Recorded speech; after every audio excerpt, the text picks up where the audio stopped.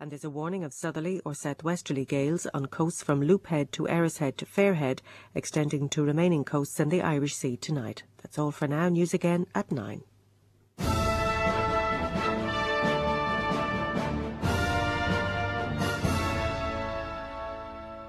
You're tuned to RTE Radio 1. Testing. I must set these recording levels right. Adjust the mic properly. You good people need to hear clearly, especially when the signals start coming through. We present The Voice Collection, a play for radio by Paul Andrew Green. Good evening, my friends. It's a great honour to be invited to address this special meeting of the Parapsychical Society. I only regret that I can't be with you this evening in the gross physical body, as it were, and that I have found it necessary to pre-record tonight's little presentation. I'm sure that our loyal friend Ron Kiff has already helped Mrs. O'Dwyer make the necessary arrangements for playing this tape, and that dear Hilda Swingler will be sitting in her favourite front row seat, eager not to miss a word. Perhaps we should allow a minute or two for older listeners to make themselves comfortable in the bathroom department. I'm sure Mr. Brennan will be glad of the opportunity. This is going to be quite a long session. You may pause the playback here if you desire. Now, you might wonder why I can't be here to communicate with you face to face. You might well say, Thomas Fosgrove, aren't you being a trifle cavalier with us? For months, nay years, you promised to share the secret of your special research. And now you hide behind the medium of modern recording technology, a tinned voice from a tiny room. Well, dear friends, I confess that I was hoping to be here in person, to see old Ron set out the tinkling cups for our tea break, to hear our beloved Sybil O'Dwyer's inimitable whisper in the intimate moments of our meditation. I was especially looking forward to greeting our youngest member, the delightful Miss Angela Haley. But it was not to be. There have been external issues. Some of you may know I am about to resign my post of lecturer in electronics at the College of Further Education. Strange outcome after 25 years of loyal service, especially when I am still in excellent health, despite certain Chinese whispers that have been propagated in the workplace.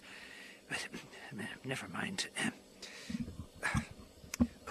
Moreover, the very nature of my new work dictates that I now remain in seclusion, an invisible man, so to speak. The vibrations from this investigation may be very powerful.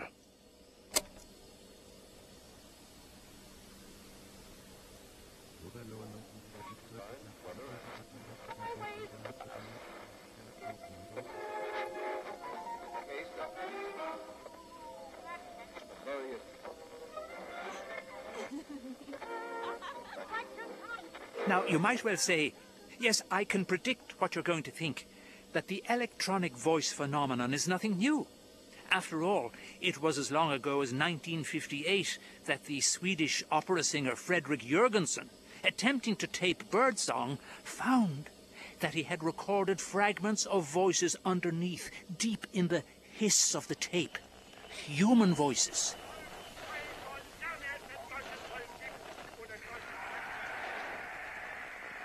And throughout the 60s, Dr. Konstantin Raudiv, that polyglot Latvian psychologist, recorded over 70,000 electronic voice samples in 11 languages.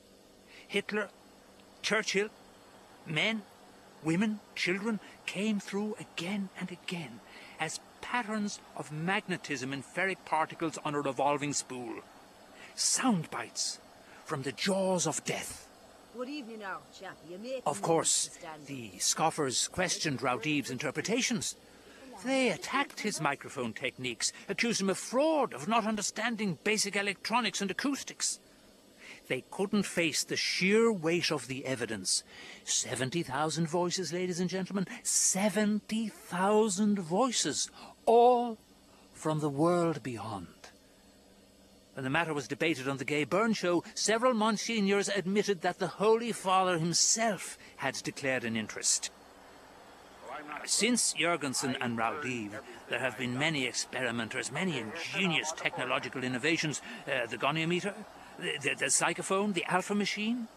Across the world, and now across the internet, the files of voice phenomenon recordings are increasing as collectors swap and cross-verify each other's material. So, what can I offer that extends the earth-shattering work of these pioneers? After all, I only use the tried and trusted analog tape recording systems that were in vogue when Jurgensen and Raudive began their work. This recording, like others you'll be hearing, is being made on one of my sturdy Mark VI ferrographs. The ferrograph, with its thermionic valve amplifier and 9-pound brass flywheel for reduced wow and flutter, has an excellent signal-to-noise ratio, which, in conjunction with an ultra-sensitive ribbon microphone, offers high-fidelity reproduction of the most intimate... Thomas, open this at once. I know you're on the other side. I will continue until you admit me. Oh, for God's sake, Rosemary. Not now of all times. Can't you see? I'm recording. Always playing it back. Playing with yourself, Thomas. You ought to be thoroughly wiped. I'll ignore your crudity, Rosemary, now. No more ructions, please. This is the most important recording I've ever done. Recordings, that's all you ever did. Steam trains, fairground organs, brass bands, and the secret little voice collection. This one is critical. It will be vital proof in real time. Reel to reel to reel to reel to reel. You just keep droning on, round and around, like a fat old fly. Don't disrupt me with your noise. This is great work going on here. I tried to support the work, until I realized what you were going to become. Listen, I have supported you, dear sister, for 25 years. 25 years in this little house together. You owe me a little silence. You always shut me up. Shut me up with your nonsense. I gave you every opportunity to engage with the work. Your contributions were invited. My contributions were distorted. Oh, it's easy to snigger. I know you're anti-spirit. You're very pro-body when it comes to Angela Haley, aren't you? Angela, with the young breasts, is a seraph of eternal light. Girls on the fly, if you ask me. Got 'em going round in circles. Listen, Rosemary, my life stream has to flow forward. The tape spools must revolve. The air is alive with the waveforms of my voice, and you are not going to disrupt me any further. The voices will be heard. The work will go on. Go on, then. Please, leave the room, Rosemary, now. Don't mind me, just get on with it. You know very well they won't manifest when you're present. The very presence of a hostile experimenter is enough to... Oh, I believe in experiments, Thomas. I just won't believe in your hypotheses, your collectible voices. Well, you believed once. Yes, when I was 8. You were a believer. When we used to listen to the radio in the kitchen, the big Marconi set with all the foreign stations on the dial. Hilversum, Vatican City, Luxembourg, Londonderry. You were scared of the magic eye, the flickery green tuning control. And I used to sweep the dial between the stations and find the gaps where the static erupted. The carrier waves of the war dead still transmitting after decades. I heard the last words of a Messerschmitt pilot, remember? Achtung, Spitfire! You made me believe things. Do things. All kinds of things. But it didn't stop there. It never stopped. Later, there was Uncle Gerard's first tape recorder, the Grundig. We could make up our little plays. You made up the plays. and we'd hear a great wash of sound, a cosmic chorus of white noise rushing under our voices. I heard your weedy voice over and over, filling the bloody gaps. Still does, doesn't it? Why do you have to despoil the only noble thing I've got left? Don't you remember the purity of it all? Our messages? You were deluded. I colluded. I'm not having any more of this, Rosemary. The air is becoming quite sour. Go to your room. Won't. You're forcing me to... Should be good for your vibrations, Thomas. I have math on my side, and your energies are enfeebled through secret vice, breaking the 6th and 9th commandments. You're monstrous. Our little dance, brotherly, smotherly, loverly love. Oh. Go on, pick up the pieces. Why will you not leave me alone with my voices? This time, I could help you. Oh, you're quite absurd. You're going to show them all this time, aren't you? Them? Mr. Kiff with the loo brush moustache and fat old Mrs. O'Dwyer in her furs. You're going to show them once and for all your most collectible voice. You don't know what you're talking about. A voice that talks about you constantly. So you once told me. I have told you too much. It's all about Gillian, isn't it? I'll help you recollect her. I recollect things before the sad happening. What things? Radio Luxembourg in Gillian's mother's sitting room. Brian Hegarty slid across the coral pink settee, his hand on her cream pantyhose, while you crouched outside the window. Stop fabulating, Rosemary. Stop at this instant. I don't fake my data, Thomas. That's why you need me.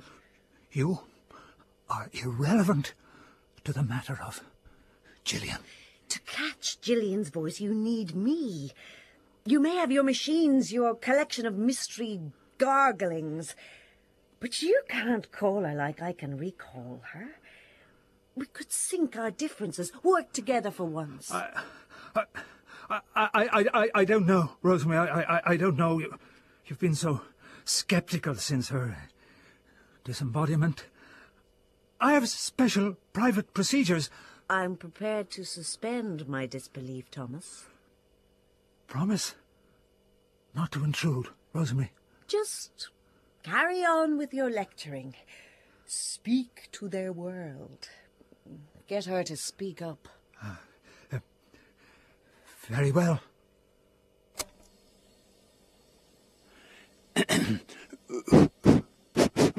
And now, my dear friends, I must focus my energies and fine-tune my inner ear.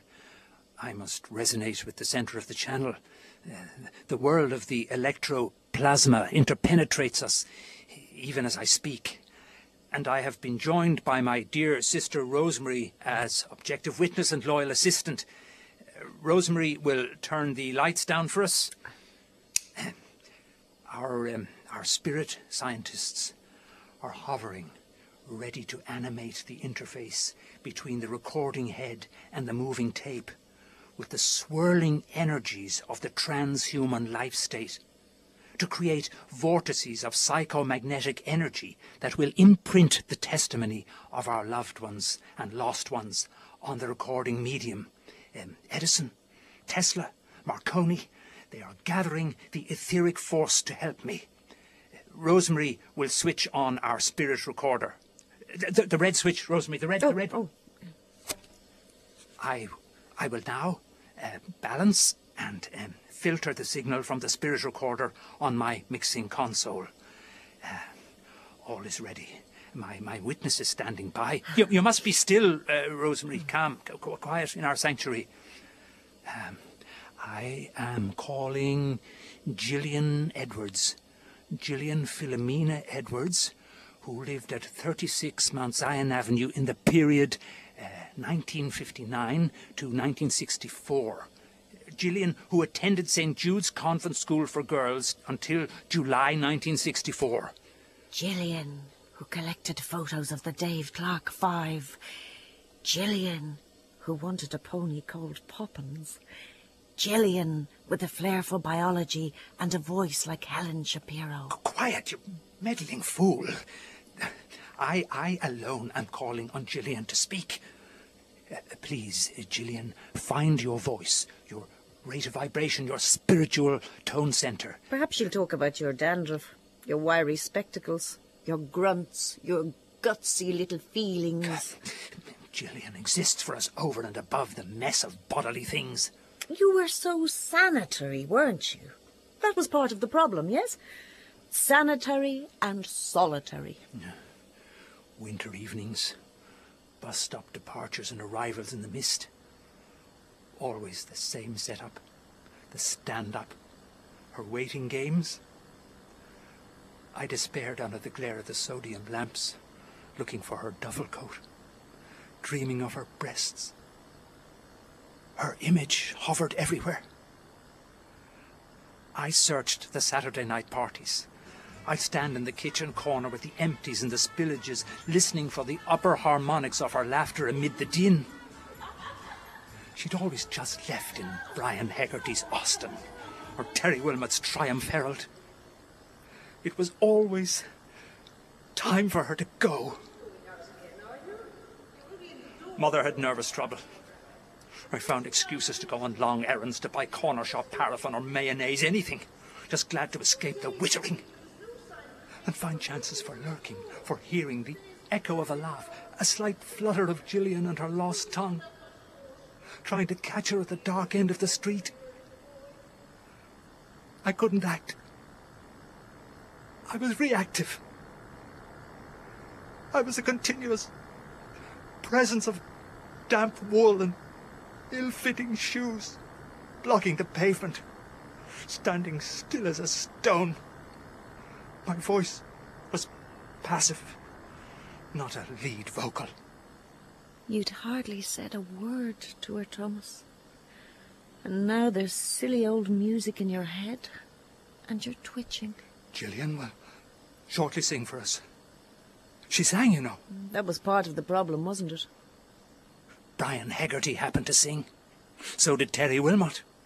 As well as cars, they owned shining guitars and an amplifier, the Vox AC30, and microphones with their glistening telescopic stands. There was a kind of beat group at the Sacred Heart Youth Club. The vibratos, the megatones, a different name each week. But Gillian kept coming back. Oh, you were there every Friday, Gillian. You're always there, twisting and twirling at the front in your black dress, mouthing the girly words, voodoo sex nonsense. Do-ron-ron-ron, do-a-dee-dee-dee-dee, bee-bop-a-lula, bee-bop-a-lula. But now, you're going to sing purely with purity, just for us. Especially for me, Gillian.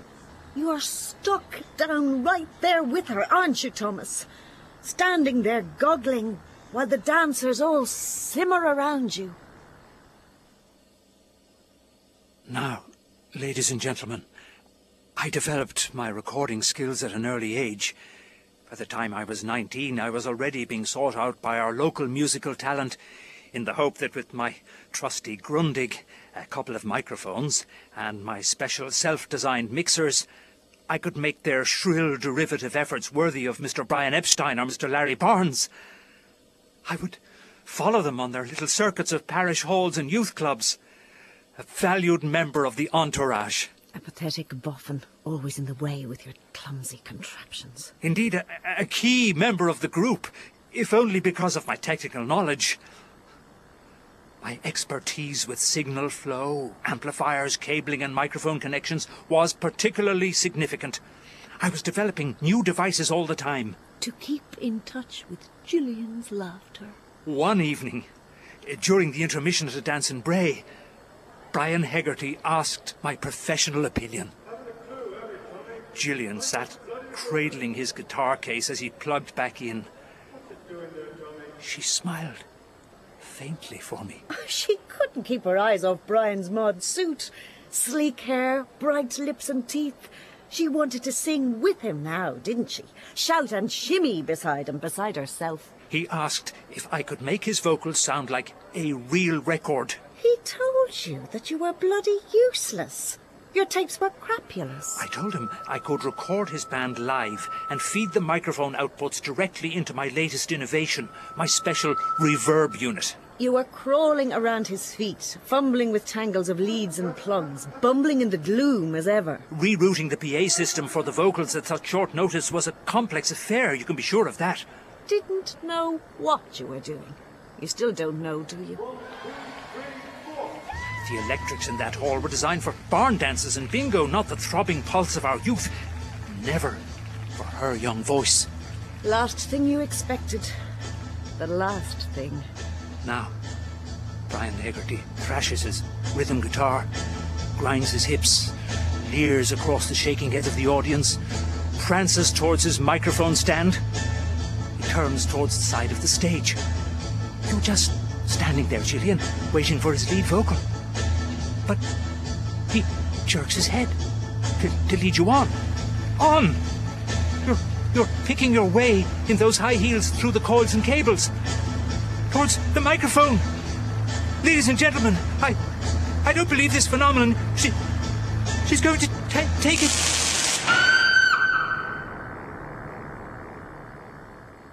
She touched. Its metallic skull flashed. She tumbled back over the drums. People could smell the spark, the smoke. We were dumb with the horror. The light failed. Contact! She's making contact! Can't you hear the purity of our cry? Gillian's there for us. I can't help it, Gillian. Can't stop this repetition. I couldn't help it.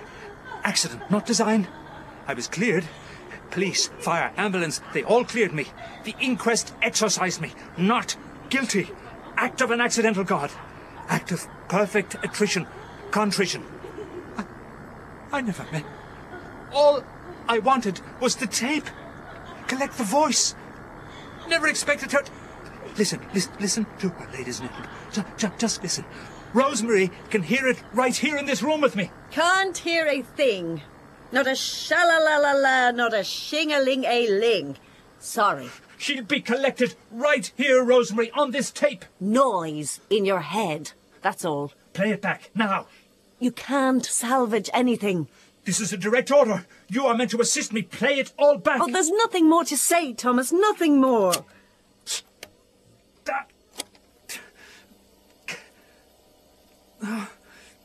Stop it right there! Now, ladies and gentlemen, I press the playback and turn up the gain control. Soon, Gillian's perfect waveform.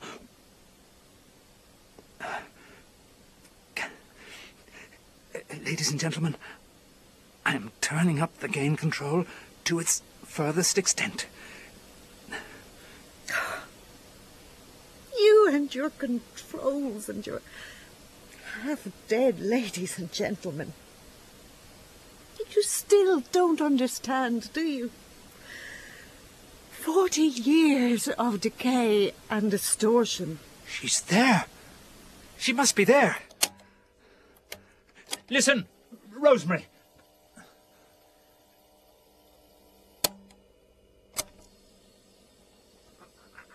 Contact! She's making contact. Can't you hear the purity of our cry? Gillian's there for us. It's you. You poor fool. Only you. I must have heard a higher vibration. Perhaps the equipment, the signal flow. You're not hearing me, are you? I know you did it. You bloody did it. And did it all wrong. I tried. I did all I could. I did everything I could for her. Of course. You needed to preserve her, Keep her safe from the noisy boys with their quiffs and sharp suits and fast fingers, those easy slurping usurpers, the knee tremblers, the snog bandits. They were getting to her fast. You weren't getting anywhere. You weren't getting anything. But it was getting to you because Brian Hegarty... He was a bully, a braggart, thug with a cheap guitar. Switched on the red light, did he? So you pushed all your buttons to teach him a lesson. An electrifying lecture. He was not respectable. Needed to be taught respect. Her spirit... Her lips, her hip movements. Those were the war zones. So swap the connections. No, I can't remember. A terminal buzz in the one-night stand. Was that the idea? There was darkness before and after. I never intended... I never thought she was going to... Brian Hegarty was going to, wasn't he? Going to go all the way. It's so far back. I can't quite... I was holding an XLR. There was a loose socket in the reverb unit. Your special self-devised unit, the terminal unit. This was never meant to happen. Not with Gillian. No, definitely not with Gillian. But Hegarty... But Brian Hegarty is now a successful Toyota dealer. Oh, big wheel in the Knights of St. Columbanus. Gave money for the parish hall. He's still with us. She's with us, Rosemary. I collected her voice out of the pain. I'm trying to salvage something for you. Some little truth. No. Ladies and gentlemen, I have to explain. Oh, there are no more ladies and gentlemen out there. Only us. Us? Only us? You have to switch it off. Turn it off. Please, Thomas. Please. No, try. More. Gain control.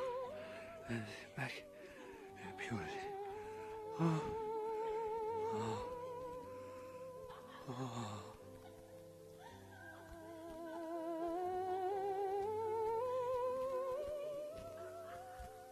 That was The Voice Collection by Paul Andrew Green. Patrick Dawson played Thomas, Deirdre Monaghan his sister Rosemary, and Sharon Hogan was the voice of Gillian.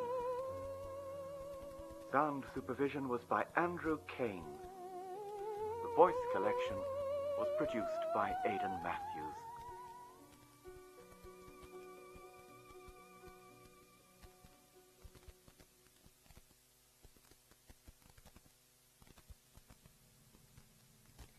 If you'd like to comment on tonight's play or any other RTE radio drama production, the email address is radiodrama@rte.ie. Next week, the Tuesday play is Talk to Me Like the Rain and I Will Listen by Tennessee Williams. That's next Tuesday night at 8 o'clock.